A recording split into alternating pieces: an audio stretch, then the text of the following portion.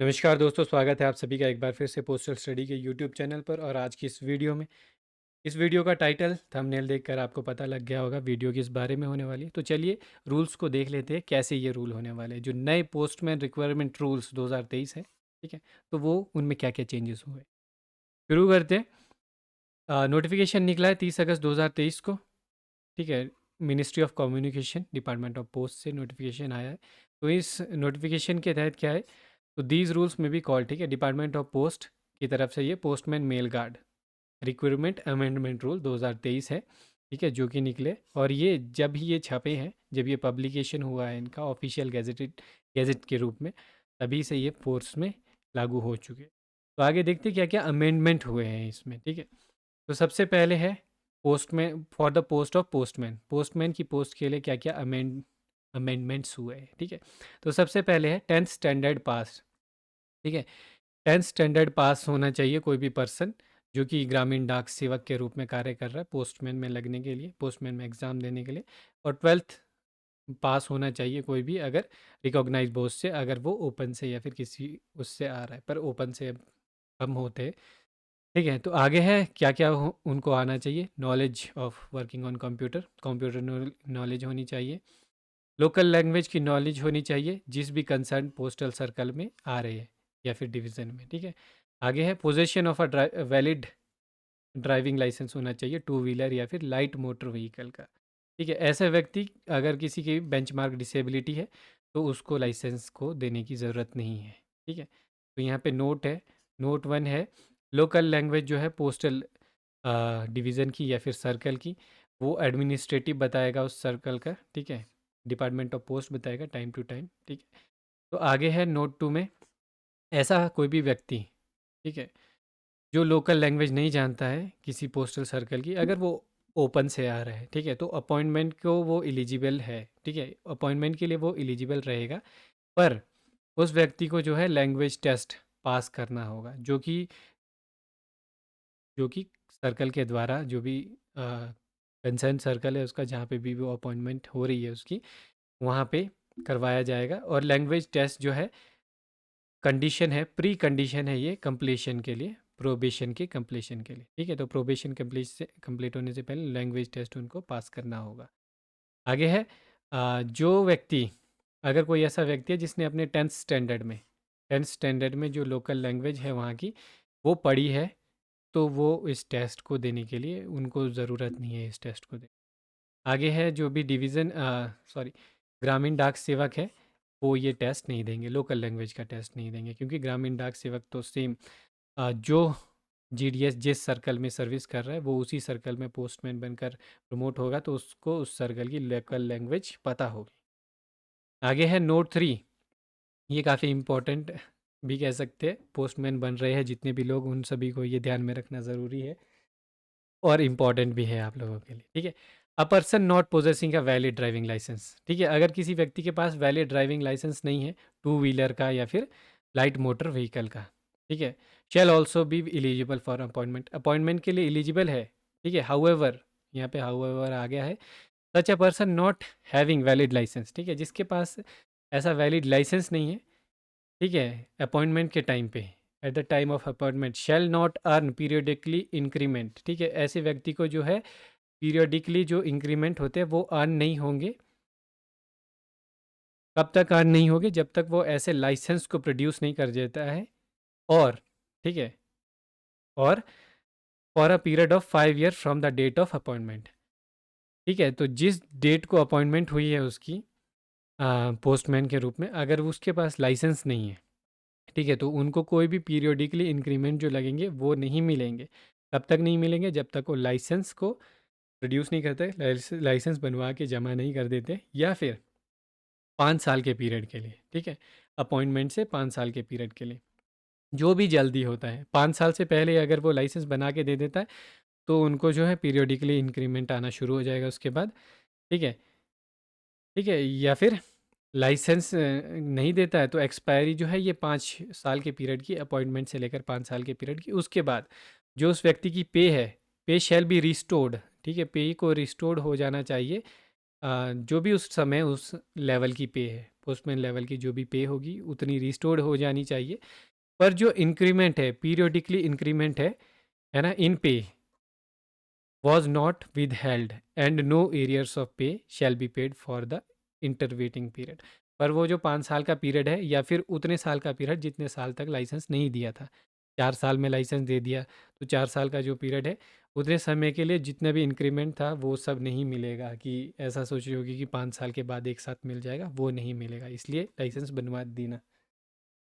आगे चलते हैं। आगे है number 2 under column 9। For existing entries the following entry shall be substituted namely, ठीक है। फॉर डायरेक्ट रिक्रूट्स, ठीक है, जो भी डायरेक्ट रिक्रूट्स है 2 year and successful completion of the mandatory training period, ठीक है। तो उनके लिए 2 साल का जो डायरेक्ट रिक्रूट्स के लिए ये 2 साल का उनका मैंडेटरी जो ट्रेनिंग है prescribed by the department of post. और उसके बाद जो है उनको लोकल लैंग्वेज का टेस्ट जो है पास करना हो डायरेक्ट रिक्रूट्स, ठीक है। आगे है under column 10 for the existing entries the following entry shall be substituted, ठीक है। तो सबसे पहले है इसमें 50% by promotion of multitasking of the recruiting postal circle on the basis of, ठीक है। तो 50% जो है मल्टीटास्किंग स्टाफ से आएंगे सर्कल के, ठीक है, लिमिटेड डिपार्टमेंटल कॉम्पिटिटिव एग्जामिनेशन के तौर पर। और उसके बाद जो 50% है direct recruitment on the basis of, ये भी कॉम्पिटिटिव एग्जामिनेशन होगी लिमिटेड ग्रामीण डाक सेवक के रूप में, ठीक है। जिन्होंने ग्रामीण डाक सेवक वो जिन्होंने 5 साल पूरे कर लिए अपने ज्वाइनिंग में, कब के लिए? First day of the January, जिस जिस भी अ, जिस भी साल में एग्ज़ाम हो रहा है, यानी कि 2024 का एग्ज़ाम मान लीजिए, तो 2024 की फर्स्ट जैन तक अगर किसी भी जीडीएस के 5 साल पूरे हो रहे तो वो एग्ज़ाम दे सकता है पोस्टमैन का। नेक्स्ट ईयर का जो होना है 2024 का, 2023 का तो हो चुका है, ठीक है। आगे है इसमें नोट में, ठीक है, the scheme for limited departmental competitive examination for promotion shall be as per the administrative instruction issued by Department of Post from time to time, which may also include test of local language of the concerned postal circle or division and data entry skill test, ठीक है। जो scheme है LDC examination की, ठीक है, promotion के लिए, वो एडमिनिस्ट्रेटिव जो इंस्ट्रक्शन है वो मिलेगी डिपार्टमेंट ऑफ पोस्ट से टाइम टू टाइम। और उसमें क्या क्या होगा? लोकल लैंग्वेज का टेस्ट होगा, कंसर्न सर्कल का, डिवीज़न का, और डेटा एंट्री स्किल टेस्ट होगा। और नोट 2 कहता है हमारा कि the scheme for competitive examination limited to Gramin Dak Sevaks and competitive examination for direct recruitment from open market shall be as per administrative institute, ठीक है। और वो भी जो ग्रामीण डाक सेवक्स के लिए वो भी डिपार्टमेंट की तरफ से ही उसमें भी लोकल लैंग्वेज का टेस्ट होगा, डेटा एंट्री स्किल टेस्ट होगा, और वो भी डिपार्टमेंट की तरफ से ही टाइम टू टाइम जो है इंस्ट्रक्शंस दी जाएगी कब होगा, ठीक है। आगे note 3, Department of Post through administrative instruction may allow Gramin Dak Sevak of one or more circles who are otherwise eligible under these rules for appointment in Delhi Postal Circle, and such appointment shall be subject to such terms and condition as may be decided by Department of Post from time to time, ठीक है। तो Delhi circle के लिए, ठीक है, other circle के लिए, other 1 और 2 सर्कल्स के लिए भी ये जो ग्रामीण डाक सेवक है जो कि एलिजिबल है इन रूल्स के अकॉर्डिंग एग्ज़ाम के लिए, ठीक है, एलडीसी एग्ज़ाम के लिए, तो उनको अपॉइंटमेंट किया जा सकता है दिल्ली सर्कल के अंतर्गत, ठीक है। और उसकी भी जो इंस्ट्रक्शन है डिपार्टमेंट ऑफ पोस्ट के द्वारा टाइम टू टाइम दी जाती है, कंडीशंस जो है डिसाइड की जाएगी डिपार्टमेंट ऑफ पोस्ट के द्वारा। आगे जो नंबर 4 है हमारे पास, column under column 11 for the existing entries the following entry shall be substituted, ठीक है। Promotion on the basis of limited, ठीक है, प्रमोशन जो है लिमिटेड डिपार्टमेंट कॉम्पिटिटिव एग्जामिनेशन के तहत, उसमें क्या क्या जो चेंजेस हैं वो देख लेते हैं। सब्सिट्यूटेड, सबसे पहले मल्टीटास्किंग स्टाफ ऑन लेवल 1 पे मैट्रिक्स में जो है, अगर उनकी 3 साल रेगुलर सर्विस हो जाती है 1 जनवरी को, जिस भी साल एग्ज़ाम हो रहा है, यानी कि 1 जन 2024 में ही होना है अब तो, 1 जन 2024 को किसी भी एमटीएस की 3 साल पूरी हो चुकी है तो वो एलिजिबल है एग्ज़ाम देने के लिए। दूसरी चीज़ है मल्टीटास्किंग स्टाफ लेवल 1 पे मैट्रिक्स में एमटीएस जो है with total regular service of 5 year including service rendered regularly as Gramin Dak सेवा। ठीक है, 1 जनवरी 2024 को 1 जनवरी 2024 को अगर किसी भी एमटीएस की, ठीक है, एमटीएस की रेगुलर सर्विस जो है एमटीएस प्लस जीडीएस मिलाकर 5 साल हो जाती है। ठीक है, 5 ईयर्स हो गई है, तो वो भी एग्ज़ाम के लिए क्या कहते हैं एलिजिबल है as per the guideline issued by central government from time to time. ठीक है, और जो गाइडलाइंस है एग्ज़ाम की वो तो time to time central government के द्वारा इशू की जाएगी, एग्ज़ाम कैलेंडर। ठीक है, वही है ये। इसमें नोट्स है कुछ, ठीक है, टिप्पणियाँ हैं क्या क्या है वो हमारे को ध्यान में रखना ज़रूरी है। ठीक है, तो जूनियर सीनियर का कॉन्सेप्ट है यहाँ पे एक, कुछ नहीं है इसमें, कोई इसमें आ, वो नहीं है कि ए बी सी कैटेगरी है, कुछ नहीं है। Where junior who has completed qualifying service. ठीक है, जहाँ पर जूनियर की कोई भी जूनियर जिसने क्वालिफाइंग सर्विस को कंप्लीट कर लिया है, ठीक है, वो एलिजिबल है एलडीसी एग्जामिनेशन के लिए या फिर कॉम्पिटिटिव एग्जामिनेशन के लिए। उनके सीनियर भी एलिजिबल होंगे, ये तो नॉर्मल सी बात है। जहाँ जूनियर एलिजिबल हो रहा है अगर क्वालिफाइंग सर्विस के बाद, तो सीनियर तो होगा ही। पर जो यहाँ पे है सीनियर के साथ एक केस है, provided provided that both the senior and junior were recruited. ठीक है, दोनों जूनियर और सीनियर जो है सेम मोड ऑफ रिक्रूटमेंट से जो है वो सेम मोड ऑफ रिक्रूटमेंट से वो अपॉइंट हुए होने चाहिए। ठीक है, तो ये है, और सेम कैडर पे होने चाहिए, सेम कैडर पे होने चाहिए, सेम मोड होना चाहिए उनका अपॉइंट होने का। यानी कि एमटीएस बने हैं वो, तो जीडीएस से एमटीएस होने चाहिए दोनों, जूनियर सीनियर। ठीक है, या फिर हाँ, सेम उससे ही होने चाहिए। ठीक है, तो आगे है provided further that senior is not short.